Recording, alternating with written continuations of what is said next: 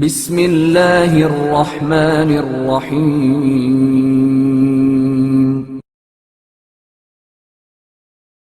راضی برضائے الہی۔ قتیبہ عاشق کہتا ہے کہ جب میں نے سنا کہ امام جعفر صادق علیہ السلام کا ایک فرزند بیمار ہے تو میں اس کی عیادت کے لیے امام کے در دولت پر حاضر ہوا۔ جب میں وہاں پہنچا تو میں نے دیکھا کہ امام علیہ السلام ڈیوڑی کے پاس ہی کھڑے ہیں اور بہت غمگین ہیں۔ میں نے امام علیہ السلام سے پوچھا کہ بچے کی طبیعت اب کیسی ہے؟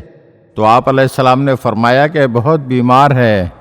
اس کے بعد آپ علیہ السلام حرم سرا میں تشریف لے گئے اور تھوڑی دیر بعد باہر آئے تو میں نے دیکھا کہ آپ خوش و خرم ہیں۔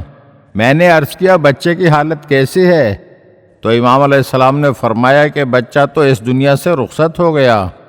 آپ علیہ السلام کی بات سن کر میں نے عرض کیا کہ جب میں آپ کی خدمت میں حاضر ہوا تھا تو آپ بہت غمگین تھے، جبکہ بچہ ابھی زندہ تھا۔ اب جبکہ بچہ انتقال کر گیا ہے تو آپ خوش و خرم نظر آ رہے ہیں۔ تو امام علیہ السلام نے جواب میں فرمایا، ہم خاندان نبوت موت کے آنے سے پہلے تو غمگین ہوتے ہیں، لیکن جب موت آ جاتی ہے تو خدا کے فیصلے پر راضی ہو جاتے، اس کے حکم پر لبیک کہتے اور راضی برضائے الہی رہتے ہیں۔